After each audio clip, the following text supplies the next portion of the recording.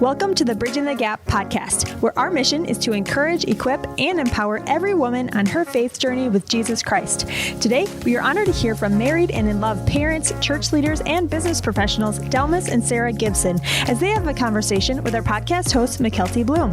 In this episode, this couple shares a story of God's restoration power as He transformed their broken and toxic relationship into one that is God-honoring and Christ-focused. You'll hear personal testimonies of surrender, forgiveness, and healing from alcoholism. Their story is a reminder of how, even in the darkest moments of life and when all seems like it will be lost, God sees you and can change your life. I hope you enjoyed this podcast. Sarah and Dee, welcome to the podcast. It's so fun to have you guys, and thank you for sitting down with me so we can chat all about marriage and love and hear your story. So thank you for coming on. Well, thank you for having us. Yes, so we're excited too. We love to share our story. Yes. And this episode's very unique for me because one, I am the podcast host, but two, I am your cousin. So you guys are family. Sarah, we are related by our moms being sisters. And so you have been more of a big sister to me my whole life than a cousin. And Dee, I was trying to think about this when you entered the family picture. Sarah, how long has it been? Well, we've been together for 13, going on 14 years. Okay. Yeah. So a long time. I would give away my age, but I saw you graduate high school. Yeah. So Yes, you guys, sat through one of the hottest days. We're all dying. It was the sun was beating on us. It was a huge class too. It was a big graduating class. We were like, can we get to the end? There were 699 students. So you powered through. Lord. But it has been, I love you both so much. And I was excited to have you on and really looking forward to this one because not only do I get to hear your story now, but I got to live through it. And I think that brings a whole different perspective and to see, I don't want to give anything away, but just to see the trial, to see the fight, to see the grit, to see the love, the restoration, everything, all the words.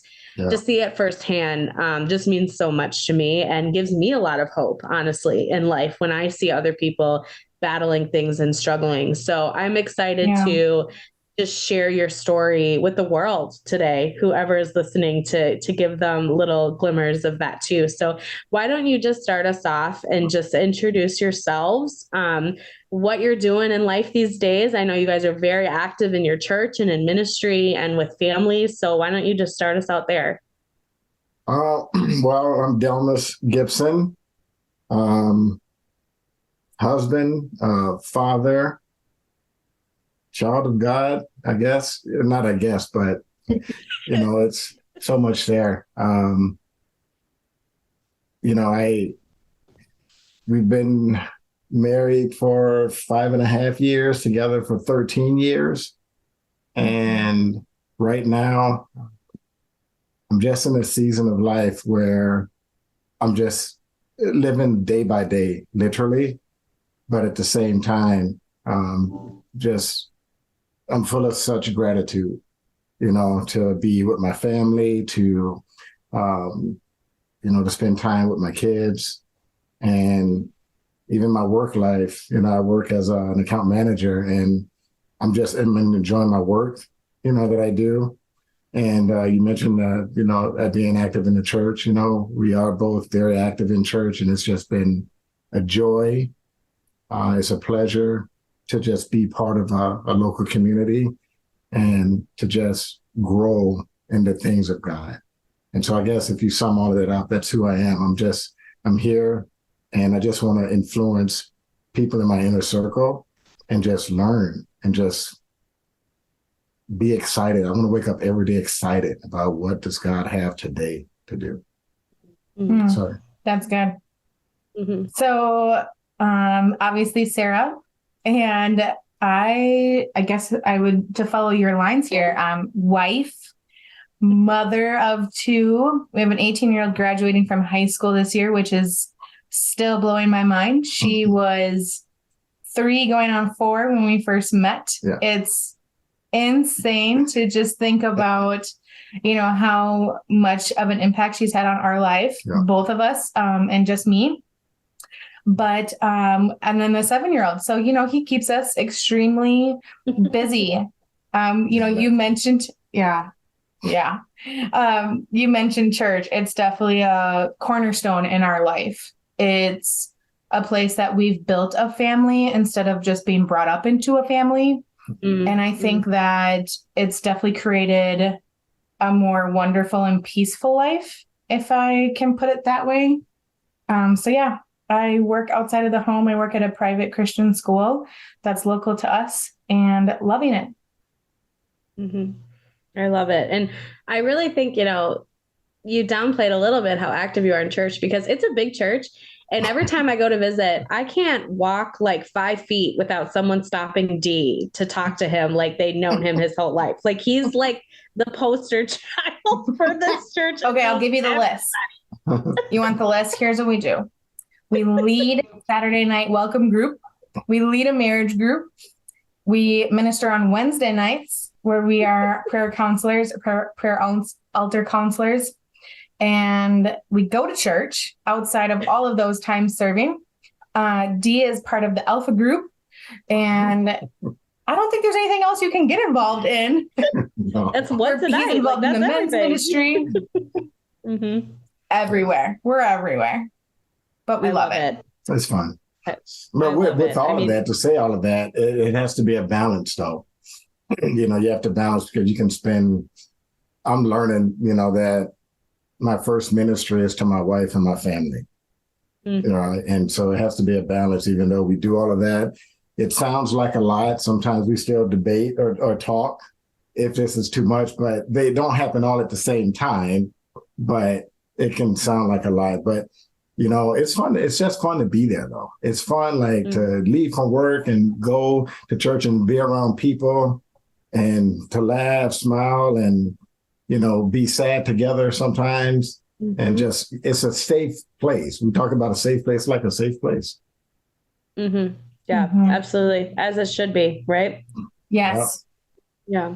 Well, we're here today to talk about your relationship, the things that everyone loves to sit and talk about on a public display. The good, the bad, the ugly. Sometimes. But take me back to the beginning. I mean, from how you guys met, what was your relationship like when you first started dating? And what was your relationship like with God, too, individually and even together? So just walk me through your story, basically, is what I'm starting at here. I think I should start, just because we met, like I said, 13 years ago. We met at Ridgedale Mall in Minnesota. But we met at it was a part-time job. I forgot the name. Clear. Yeah, we were selling internet or something. I never sold anything. Yeah, but we met there. But prior to that, I had, to give just a little bit of the backstory. I was recently coming out of a relationship with a live-in girlfriend at the time that was super toxic. And prior to that 4-year relationship, I had been married for 7 years and going through a separation/divorce. And then I'm in this 4-year relationship with a live-in girlfriend. And then when that went to bed, I met Sarah after that relationship was over. I met her at a, which would have been, it was supposed to be a part-time job for me, but I met this little bubbly young lady. And I think I was, I know now, looking back in hindsight, I was just looking for like the next thing, the next girlfriend, pretty much. And I was looking for someone to be with, because I didn't know at that time how to be by myself. Mm-hmm. So I was super codependent. And so that's how we met. We met on my birthday. We met on October the 1st. We met on my birthday. That's how we know our anniversary meeting. So yeah, that's when we met. And from that point, we just, we started talking, exchanged phone numbers, and kind of, talking back and forth on the phone. You want to add to that? Yeah, I mean, our stories were so similar because I was still kind of with a guy I had been with for years. And again, toxic relationship, a man that really wasn't a man. He was still a boy. He was involved in things that was childish and sometimes illegal. And it just wasn't worth, the relationship. And so we both kind of met when we're both looking for something to almost get something out of it. We always joke that, in the beginning, it was really not about building a relationship. It was about having fun. Yeah. And for us, you had kind of talked about like, what was our relationship with God? And it's so funny. We always have this story and we love to bring it up and laugh about it. But like, we would go and drink alcohol and sit in the car and compare who knew what Christian song. But neither of us had a relationship with God at that point. Like, we were both so far removed from our relationships that we had previously with God that it was almost like a joke. But now that we look at that, we're like, okay, so it was still in us. Like, we would sing to the songs. Yeah. We knew all the words still. We would compare who knows what song, and then we would bang the music. Like, we would have it cranked up in the car, and we're out there intoxicated, just like listening to Christian music. Like, I don't know what other couple can do that in the beginning, but that was us. So we kind of, I use that to say that's our connection. Yeah. Like, this has to be great. This has to be our connection because you like Christian music. I like Christian music. This song. And it was, there was like, I held on to that, like, this is right. Yeah. But it was definitely toxic. Like, when you talk about like how the relationship was, like, we were both very codependent. Mm-hmm. And so we looked at each other as, you need to fulfill what I was missing, what that hole was in our heart.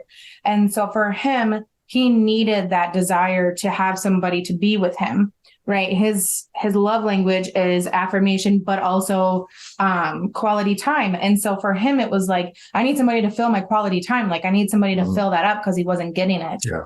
And for me, it was like, mine was physical touch and quality time. So we kind of hung on to that, where we hung out with each other constantly. But at that stage in our life, we weren't doing the right stuff. We definitely weren't living for the Lord at that point.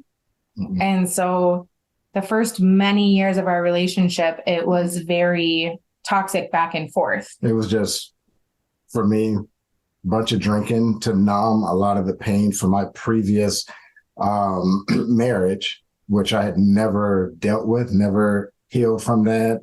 Never dealt with the fact that there was a potential that I may not be able to consistently see my daughter. So I was masking all of that with alcohol.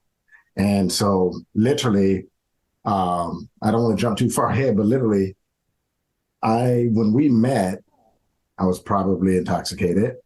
And I had realized that when I stopped drinking, that she had never been with me sober. And there was like an epiphany, like, wow, she has never been with Delmas with no alcohol.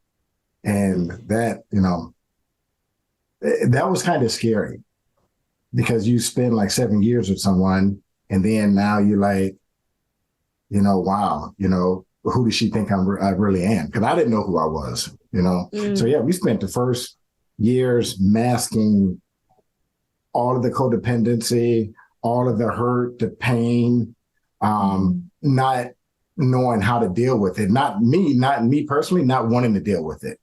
Avoiding anybody that said they were a Christian, because I had left.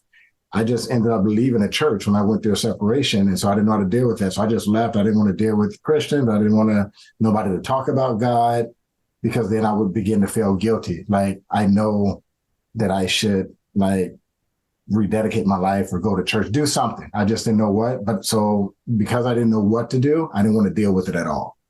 And, with drinking, it starts off like social fun. And I knew in my head that I'm only going to do this for like a year. I would literally have conversations in my head, like, I'm going to do this for 1 year or 2 years, and then I'm going to get my life back together. right? During this time, I'm going to be partying and hanging out. I'm going to be strategically figuring out how my life is going to be better in the next 7 years. Mm-hmm. But then for me, the drinking just gradually got worse, more and more. And it's that cliche saying you hear, it would keep you longer than you want to stay, you know? Yeah. Well, let's dive into that a little bit because, you know, you guys it's fun, you're dating, and then things get more serious. You know, you've been together for a long time. And let's just dive into that season where it's funny. I recall this conversation that I had with Sarah so long ago. I think it was at like one of your first apartments or something. And she said to me that, well, you know, you're starting school and your degree. You're like, well, I want to go out and like study and pursue this. And Dee wants to go out and drink. And it's weird because I'm the young one in the relationship. So it should be reversed. Yep. And I remember that conversation so clearly, and I don't know why, but you know, so talk to me about the season you're in where you're like, okay, we're not just like dating fun, like let's actually get our life together a little bit. And maybe Sarah, you can share a little bit of that pull you started to feel where you're like, I'm trying to mature, I'm trying to grow, I want to be serious with you as a partner in life. And you're starting to notice things and feeling, you know, just like, what's going on here? So kind of walk me through that. Sure. So I would say like year 3 at this point in our relationship, we had already had our own apartment for like 2 years. We moved in almost a year after meeting each other. We moved in with each other, we were living with each other. You know, it was a lot of this, like we were having fun, but it was like playing house, and we had a dog at the time. And so it was this whole, like, we're playing house and it was fun. Right. And it was fun for a while for me, but I think like you said, you know, just now I got to the point where I was like, it's not fun anymore. Right. The relationship between us got even more toxic than how it had started, where I was starting to build up resentment. I was starting to be not necessarily scared, but I was very cautious around him with what I would say, what I would do, who we would hang out with. I would purposely be like, nope, we don't need to hang out with so-and-so. But after a couple of years of that, it got to a point where I was like, okay, something dramatic has to change. I had already started telling him, like, you've got to stop drinking. Like, I feel like this is the ultimate problem. I feel like our relationship will be better. You know, everything will be better if you stop drinking. I kept putting it all on him, you know, and to speak to myself, I guess, in that moment, it was a lot more than just him. It was me. And I had so many issues with my self-esteem. So I felt like I couldn't, you know, I would never find anyone as good as him. Right. I had issues with my own identity of just like who I was. I was just a girl that I was covering up this, what I thought was an amazing relationship. Everyone thought it was an amazing relationship. So I had to keep putting on this persona, put on this mask of I'm super happy, and then go home and bawl my eyes out because my relationship was so fake to everyone else. Yeah. So you know, let me interject too. And a lot of that is what you mentioned earlier. She was walking on eggshells or whatever. I would blow up. Like there would be times that I'm happy, and I'll just say it. If it gets edited, that's okay. But I was like the happy drunk, get happy, everything is great. But it could be any little thing that would set me off because I was harboring so much anger and frustration with past stuff. And so I would take out a lot of stuff that I was angry about with my ex-wife, take it out on her. Then I would look at certain things that she did. Like I was very nitpicky at certain things. And so she had to walk on eggshells because everything is great. She could say just one little thing that takes me back in the past, and then I would explode. And then it's that type of argument that if anyone got in between us and stopped us and said, hey, what's going on? What started this? Neither one of us could remember. Mm-hmm. It could be the smallest thing. You can't even remember what you're talking about. Yeah. But all I knew is at that point, when there was times where we did stop. It was like, what are we talking about? And I legitimately could not remember. But I know this is my pride. I had to stay mad and act like I did remember, but I could not. I used to go in a room and could not remember what ticked me off. And so I just wanted to interject that because there was a lot of, while you were walking on eggshells, and Sarah loved, don't let her play like she didn't like the party. I think what happened is when I look back, she saw how bad I was and how worse I was becoming, and I couldn't see it at the time. It caused her to pull back big time.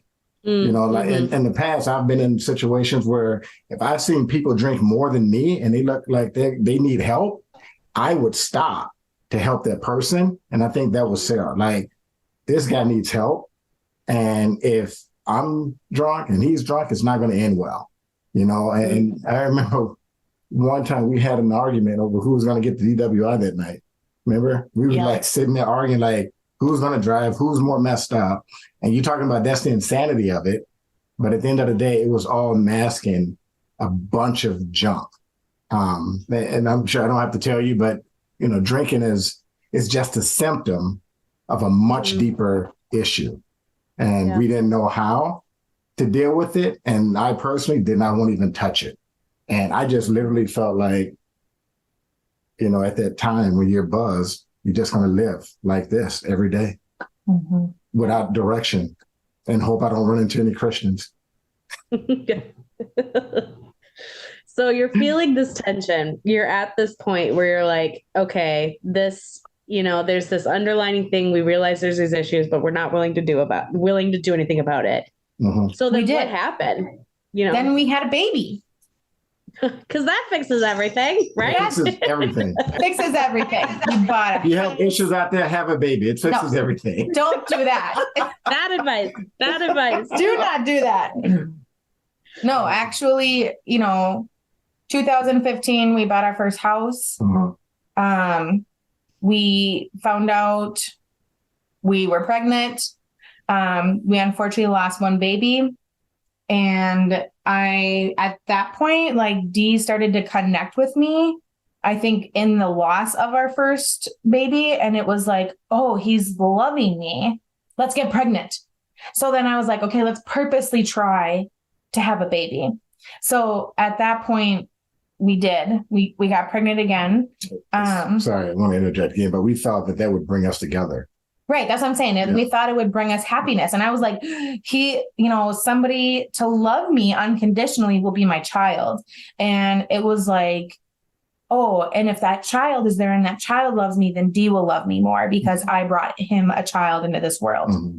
And so I think a lot of again, it was very toxic. It was just this constant self-talk that was just so degrading in a way, now that we look at it, that it's like, wow, we couldn't even just say, hey, there's a problem.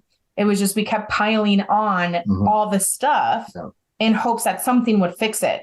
Instead, we were super mean to each other. Like, if anybody outside looked, we were very, very mean to each other. We would yell and call each other's name, curse each other out. She would cry. I would get upset that she's crying.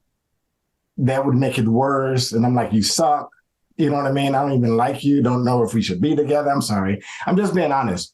It was really bad. So if anybody saw that, the first thing any professional, probably counselor, would say is that you two do not belong together.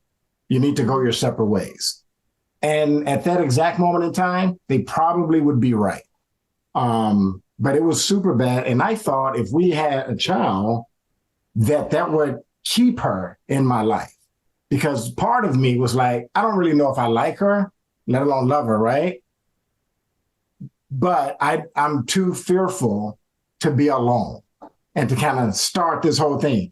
2 failed relationships prior, it does something to your pride. You're like, I can't let a 3rd relationship, because then I would have to look at myself and say, is there an issue with me being the common denominator? You shaking your head like Lonnie? But I only say that now. Yeah, but I think, and so living all the way up to 2015 like that, getting pregnant, getting a house, it's like you're doing this stuff, like Sarah said, we're masking stuff and it keeps piling on. We shouldn't have done. I don't think. I think our intentions were just wrong. Yeah, our intentions with doing the things were wrong. Yeah. Thinking it was going to keep us together. Yeah. And I think 2 thoughts here. I think at that point, too, being an outsider perspective, it was once Jackson was born, because you were right. Us on the outside, we had no idea what was going on. It was, you guys came to family events, we hang out, super fun.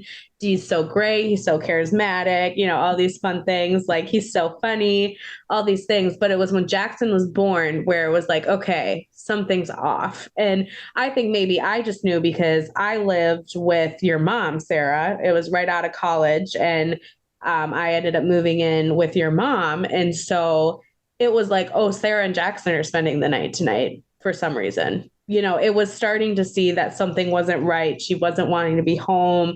She needed help. Why wasn't Dee helping? You started to ask questions. But to your point of, we probably, maybe at that point, we shouldn't have been together, all of these things. Why did you stay? Was there something inside of you that maybe was God saying, no, I have greater plans for this relationship than you even know? Because I do think at some point when you're in a toxic relationship, obviously you're not supposed to be together and you're supposed to leave, right? You guys weren't married at this point. It's like, okay, there's a lot of people where I would advise, get out. This isn't safe. This isn't good. But what was it that made you guys say, actually, but we're in this? It's a really good question. Yeah. Because I don't think in the moment, living in that moment, that we would have known that God had bigger plans for our marriage and for us as a couple. I think in the moment, it was just this, it would make me sick thinking about leaving him. But it also sometimes made me sick to be like, okay, now I'm going to go to bed and he's going to be laying next to me. Like, it was almost like I tried to take the lesser of the worst. Like, it's just to make it sound horrible. Like, to me, it felt super inconvenient. I had this amazing relationship with his daughter. We now had this kid. Like, I did not want to be that person that just was a baby mama on the side. Mm-hmm. And I was, in my heart, I knew that if he had gotten sober, everything would be better. And so I think I just kept thinking to myself, okay, if I stick around long enough, if I hold on a little bit longer, then everything will get better. And so I think there was this hidden hope inside of me that I didn't realize what it was. But I think after Jackson was born was when I started to search out more of what God would do for me, right? I kept doing this, like, God, if you would just bring him back to me, sober and the way he should be, the way you made him, then I know everything will be better. And I kept making it all about him, right? It wasn't about healing us both. It was always this, like, all right, I remember distinctly, like, crying Jackson to sleep. I would be crying, he would be asleep, and just saying, like, if he would just come home, God, I will come back to you if he would just come home, right? Because like you said, there were times when I wouldn't hear from him, or he'd be like, I'm staying out. And, I had a little guy at the time and it was super hard for me. And then I had surgery. And so then it was just like even harder. So I constantly was just like, I don't want to be at home, because when he's at home, it's not a fun relationship anymore. Oh. And so I think because of that, it was like me just starting to grasp anything that I felt like would feel better than what I was feeling. Are you a single mom or know someone who is? As single parenting has a lot of unique challenges, we want to invite you to join us for the 2024 Single Moms Retreat, an overnight getaway to relax, be refreshed, and have fun. You'll be inspired by incredible speakers and powerful times of worship, and connect with other women who understand your story. Enjoy lots of free giveaways and activities such as the Diva Boutique, a spa, car care, professional haircuts and headshot photos, gifts, and more. The Single Moms Retreat is May 31st to June 1st at Lake Geneva Christian Center in Alexandria, Minnesota. This event is made possible by the generosity of individuals, churches, businesses, and volunteers. Would you consider supporting or serving with us? Register to attend, volunteer, exhibit, or donate by going to mnbtg.org/retreat. That's mnbtg.org/retreat. We'll see you there. I think some of that too is that she's feeling that way. I'm thinking, how can I make my life better so that I could, potentially be in a position to split if it doesn't work. But then with Jackson in the picture and the relationship with Gigi, it kind of complicated things more, because then I would have to explain to Gigi why Sarah's not there. And then I had already told her that I don't want no one else raising Jackson. So in my head, it kind of bound us together. Right. But again, this is the insanity part. It's like it bound us together, but I still didn't know, or I should say this, I didn't see it working. I still didn't see it working because at that point I didn't like myself anymore. And this is hindsight, because at the time you don't understand that you don't like yourself. But I didn't like myself anymore. I was mad at myself for walking away from the church, from not allowing God to remain Lord of my life. So I was super upset at myself and angry at a lot of past decisions. I had this wonderful 10-year plan that by this certain time frame, I would be in a different place in life. That was super frustrating. And so, but she's getting the brunt of this. They say the people that's closest to you, they get the brunt of that. And so she got the brunt of all of that. And on top of all of that, you have all of these issues, internal issues. And the drinking for me is just getting super heavy, to the point where it's not only on the weekend, it's throughout the week now. I can't wait to get off work. I can't wait. It got so bad towards the end of my drinking career, it started to happen at work. So, and then she started finding bottles in the car, little shot bottles. And then it just got to a point where I had to tell myself, actually I lied to myself and said that I was in control of it. But it just literally continued to get worse and worse. And one day it was really bad.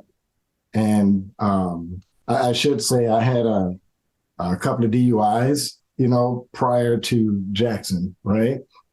And you would think sometimes that would be enough to kind of shift you. You know what I mean? I had so many close encounters where, they probably should have kept me. But I remember saying to her, like towards the end, when stuff really shifted for me, and which led to us as a couple being shifted, is that I looked at her. She found some bottles somewhere in the house, and I just broke down and cried. It was like, I can't do it. And I never forget that feeling. I said, I can't. I said, I want to stop, and I just can't. That was the first time that I had admitted to myself that I have an issue. And I remember that night, I was up at like 2 or 3 in the morning talking to my mother. And she was kind of upset, because I used to frequently call her 2 and 3 in the morning drunk.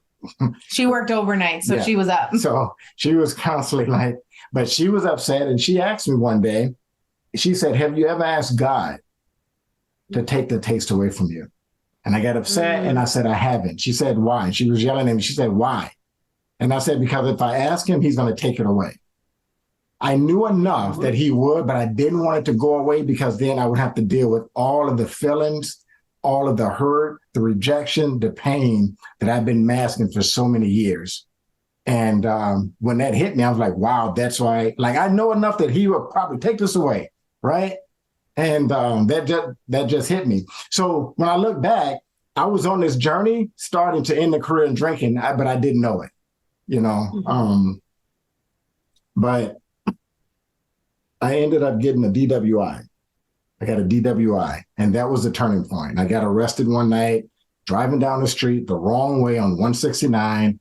Some good Samaritan followed me. I could have injured myself, could have hit someone head on. They followed me. I got arrested, and pretty messed up. But that morning I woke up, I knew the relationship would be over. Anything that we have, I knew it would be over, because I knew, number one, I woke up sober saying that she didn't deserve it. She had every right to leave. I was thinking about, I'm going to skip state now, because I can't face her dad, her mom, my mom can't face anybody. And I said, as soon as I get out, post bail, or however I get out of this thing, I'm going to hop state. At that point, I was desperate enough to do it in spite of Gigi, in spite of Jackson. And I said, I would figure that out later. Maybe I'll skip state, get my life together, then come back, deal with that. And when I was in that jail cell, when the Spirit of God speaks to you, you can have a very strong impression where you know that something is happening. I went from being stressed out, thinking about how am I going to do this? How am I going to get to the next state? Because I'm not going to have anything now, to having this impression that the Holy Spirit is saying that you have two decisions to make. You either go and run, or you stay here and you face everything. And with me, you will be okay. And I tell this story to people. There was an instantaneous peace. Like something triggered inside of me that said that it just made me feel at peace. Like, I'm going to do this. I'm going to make it. If she decides to leave, she deserves to leave and to have something better, because I've messed this up for the last 7 years. And like, for me, that was the turning point. Like, it shifted. Like, that was the last day that I drank, August 16th, 2017, the last time I took a sip of any alcohol. I wanted a relationship. I'm telling you, Mikkelta, it shifted so bad. Like, I fell in love with her all over again. Like, I saw her in a whole different light. I got out, wanted to go back to church. Like, nothing fazed me. Like, the shame, nothing fazed me. I was so desperate at that point.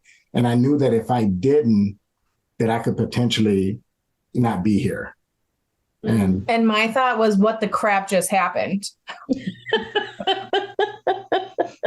For real though, Sarah, share your perspective on this, because you see one thing, and I remember I got married in September of that year, and I remember you looking at me and saying, I don't know if Dee's going to make it to your wedding because he might be in jail. I mean, like, it was so serious. So you're at this point, and now you're seeing this man who's like, we're going to church. This is my revelations. I'm owning things. Like, what are you thinking here? Well, like, literally the first thing was, what the crap just happened? Because I think there were so many things that all happened at once. And when we look back, there was so much favor of God in it that it was amazing. Somehow Dee did not hurt himself or another person while he was driving. Somehow we found this amazing lawyer that got Dee an amazing deal where he could not have to spend a ton of time in jail. He was able to go to a workhouse. I was 2 months outside of having a felony when it happened. So everything had God's hand all over it. And we didn't know it at that point, right? I mean, maybe a year previous to that, Dee kind of had that revelation, like, we need to go to church. So we would go to church and he would be drunk in church. We'd be sitting there, and everyone, I swore, if anyone sat too close, they would get drunk off of his smell. But like, we knew what we wanted to do, but it was just, I can't even describe how amazing it was. And it was just one thing after another that was in our favor. And so, you know, for me, it was like, okay, I don't know if I can trust him. That was my first problem. My first problem was, okay, I was not used to trusting him. I wasn't used to leaving him in the home by himself, let alone with our child. I had never done that since Jackson had been born. And so it was just like, okay, I don't know who this man really is anymore, you know, and I had got to walk on eggshells still, because I don't know if there's going to be a trigger that I'm going to do or say that's going to make him drink again, you know? And so I think for me, it was very much like a quiet phase for me, because I was like, I don't want to say the wrong thing. I don't want to do the wrong thing, because right now, everything that he's saying sounds amazing, right? He's not going to drink anymore. He's going to be this different person. And it took everything in me to just be like, you have to trust him again at some point. And so when he got that DWI that night, it's so weird. Like in my body, all I kept thinking is, okay, this is my time to go. This is my time. I can separate. This can be my break. It's a perfect reason why, right? It's not my fault kind of a thing.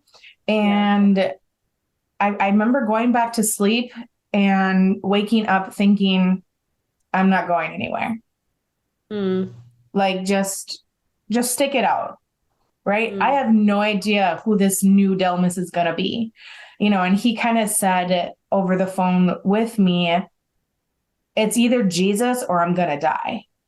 And so it was like, for me to hear that, I felt like, okay, this is going to be it. He's going to stop. But I think I had always had that hope, like I had said before, that something would be the trigger. Something would be the trigger to get him to stop. Yeah. Yes, we went to church like a whole year and something. I used to sit in my same spot, kind of like loopy or whatever, listen to the message, right? So maybe enough word got into me. But that's a really good point, Dee, though, that just came to mind of like, I think so many people feel so much shame and embarrassment and fear to walk into church at their worst. And I don't know where this mindset came in that we need to be these perfect people going into church. Like, I don't get it. But it's, if, you're sitting there in church and you're drunk in church, but guess what? You're still in church. You are in church. Like you made it to church that day. Now, I'm not saying let's all get drunk at church. It's fine. But I'm saying that it's you still made that step to get there, even at your worst, because you were so internally hungry for something more and for that fulfillment. And I think it's just such a powerful testimony of how even when we aren't pursuing God actively, He's pursuing us. And Amen. Totally you are never too far gone to be unseen, and for God to see you. So I just think that's so powerful. But I do want to talk a little bit about church for you at that moment because church has obviously been such a powerful thing for you guys in community. And Sarah, what did your relationship with God start to look like at that time? Were you afraid to go to church because of just like shame, or when people slowly started to find out, because Dee, you've been super active in telling your story to help others, like, did that cause you to want to pull back from the community at all? Or were you guys just so like, yes, these are our people, they're accepting, amen? I think his first year of sobriety, we were still trying to even figure out life with him being sober. And it was like, we would go to church, but we didn't really make any connections at that point. It was very slow moving. It was like, just get to church. And, there was a lot of hoops and stuff we had to go through with him just to get his license back so he could drive, all the things, right? And so I think there was this transition period where I was kind of like, okay, I don't know too much about how much I want to get back into the church, right? Because I had felt really hurt from the church when I was a teenager. So there was a lot of issues with me just trying to even get back into church because I had felt hurt. I was offended, back when I was a teenager, and I had held on to that for so long. And so for me, it was just like, okay, I'm going because this is making him happy. It's keeping him sober. So I'm just, whatever he's going to do, I'm going to do. And I love using the analogy because this is definitely a line I use all the time. But like, imagine somebody at a beach and there's a couple and you have the husband that's like running down in through the sand and he is just running into the deep water. He's all in, fully covered, just absolutely loving the water. And then the wife is there on the edge and she's got her toe in. She's like, I'm comfortable right here. That was me. And Dee was out in the deep water. So like he was all in. He's like church everything and, everything about Jesus and God. And I was just like, okay, I'm just going to stay right here because you're happy and I'm with you, but I don't think I can go out there yet. I'm just not ready. And so I think there was a transition period for sure for me to just be like, okay, we're doing this. Like we're back at church. Yeah. I think it wouldn't be fair if we didn't mention prior to me getting that last DWI, we went to church, and that was part of her reason too. She was just like, if it's going to stop you from drinking, right, I'm all in, right? Mm-hmm. After I got the DWI, came out, I'm like, Jesus or death, right? Mm-hmm. We went to the church we're at now. We went there. Sarah didn't really want to go there. She didn't say that part. She was just like, no. But I think we weren't sure if the relationship was going to continue. So I remember the first couple of weeks, she dropped me off and went to church with some of our other friends somewhere else, you know, and at that point it was okay. And I was at peace because I said, if she leaves, it is totally okay. And like I said earlier, at that point, I was prepared if I had to be by myself. And I didn't have the feelings that I had before. And so I think, you know, that's good to mention, because even with church, I did a lot of counseling. Today, for some reason, there's a stigma behind counseling. I did a lot of counseling. I was fortunate to have a believer in Jesus that was my counselor. And it was awesome. It was great. He helped me work through a lot of things. He helped me understand some things about myself. I went through intense outpatient treatment. I was gone 3 nights a week in treatment. And all of those times I was coming home amped up. I mean, I was so excited. You're like, I am finding myself and I am learning who I am. And I got God on my side. I can't lose in life. And I'm coming home like, Sarah, guess what I learned tonight? You know? And that was one part that was challenging. When people say, I started learning that oftentimes when husband or wife, couples, whatever, if one person starts drinking, and that's been like a pattern in a relationship, when one stops, it oftentimes can lead to divorce because one or the other had to live with this person and they kind of gotten themselves in a role where they have to take care of this person. That was me. Sarah was taking care of me. She was hiding our relationship. She was making sure Gigi wasn't privy to a lot of things, right? Once I became sober, it was like, I'm taking care of myself. I have a clear direction right now.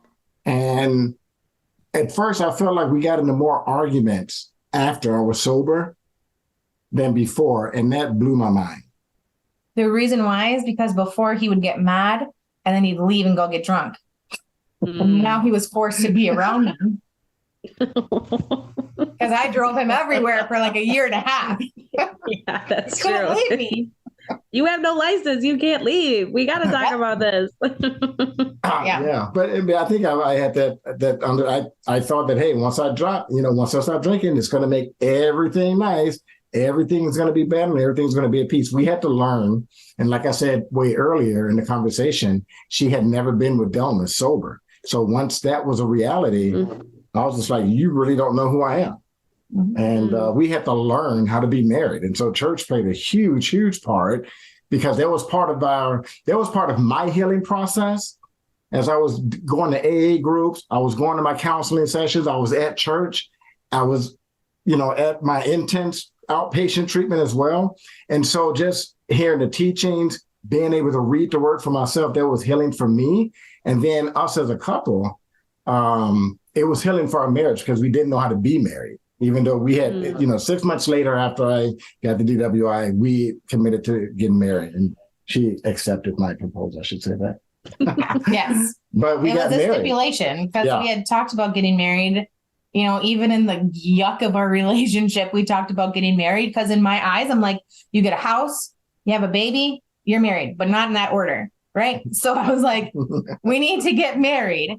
So you need to get sober because that was my stipulation. Yeah. And so, 6 months later, we got engaged and then we got married in June of 2018. And we had to learn how to be married. We had to relearn everything about each other's quirks and things that made each other operate and tick. And counseling helped me to open up and talk about my feelings and to be super vulnerable with her. And at that point, it was so easy for me because I had committed that if I didn't go this route, that I was fearful that something would happen to me.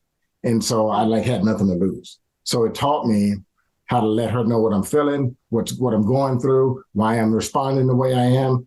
And, we kind of had this exchange. I was still had some resentment towards her, even though it's like this is my crap, but I wanted her to understand more of what I was experiencing, what I was going through.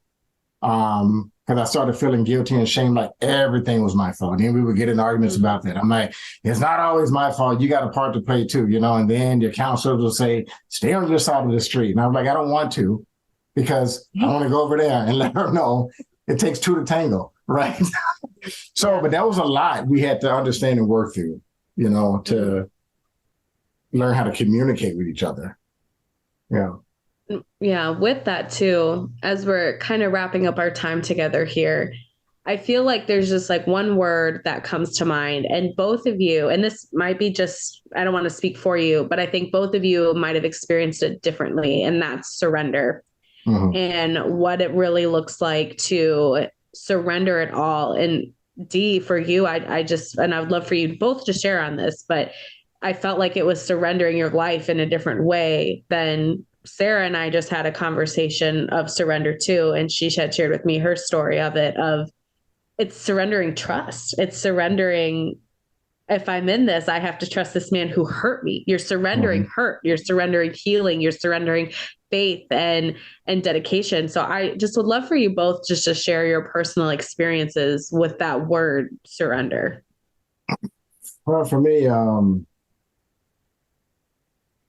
surrender is powerful, man. And what I surrendered my life. I surrendered my life to Christ.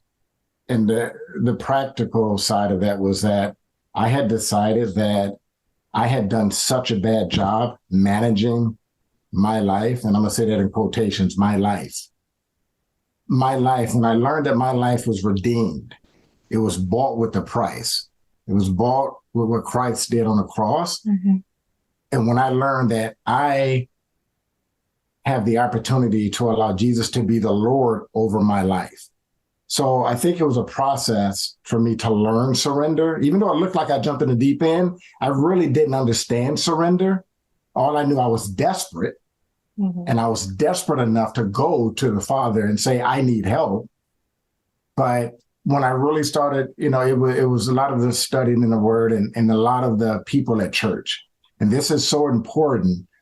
And maybe today, I don't know, bias is not the right word, but I'm very strong on building community at your local church. There's a place for the local church. There's a place for you. 1 Corinthians chapter 12 talks about everybody having a place in the body of Christ.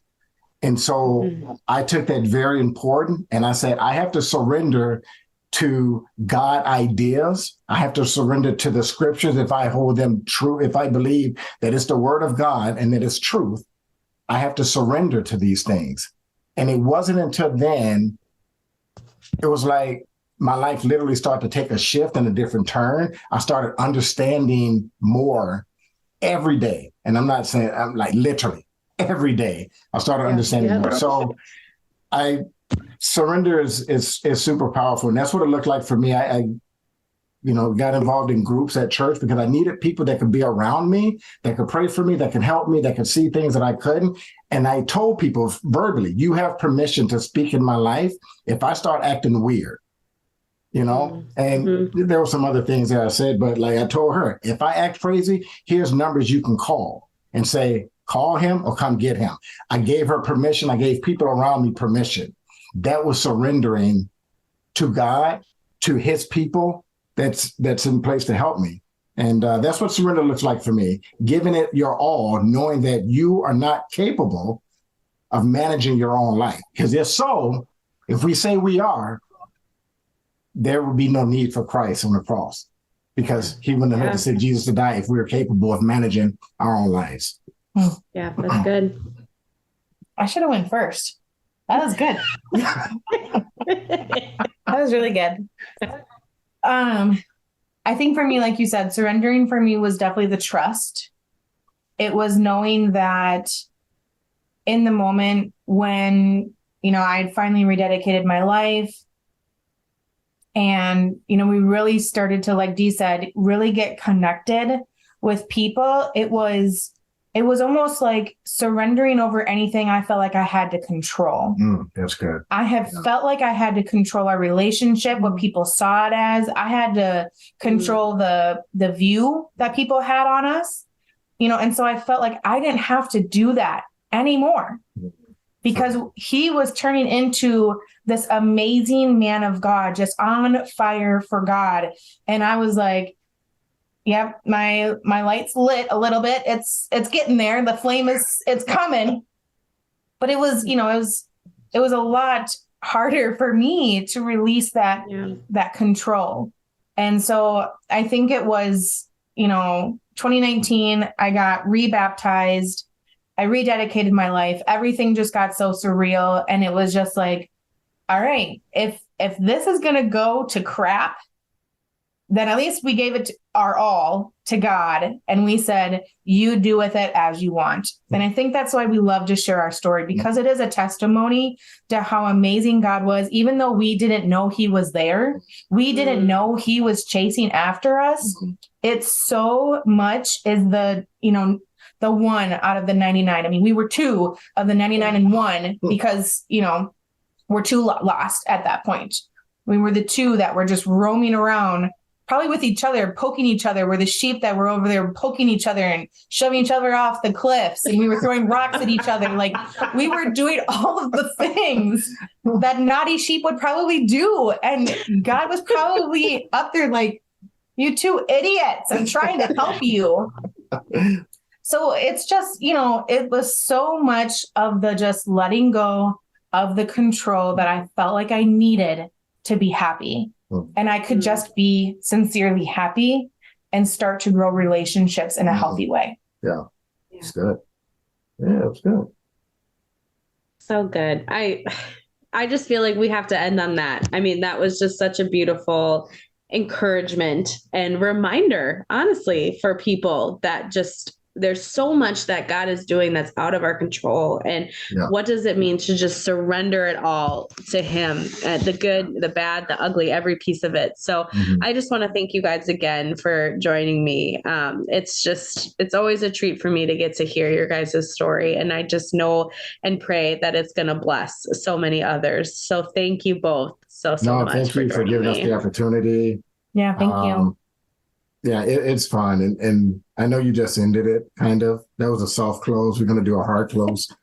I just want to say, when you are in trouble in life and you think, that God isn't there. And I was thinking, if God isn't there, I had to remind myself that cliche scripture here, he never leaves us nor forsake us, right? Jesus said, I'm leaving, but I'm going to give you a comforter. He's a comforter. He's going to guide you. And it says he's going to give. And then Jesus said, I'm leaving you with my peace. One of the definitions for the word peace is security, safety. And it's like, I had to keep reminding myself, even when things got tough, he's my safety. He's my security.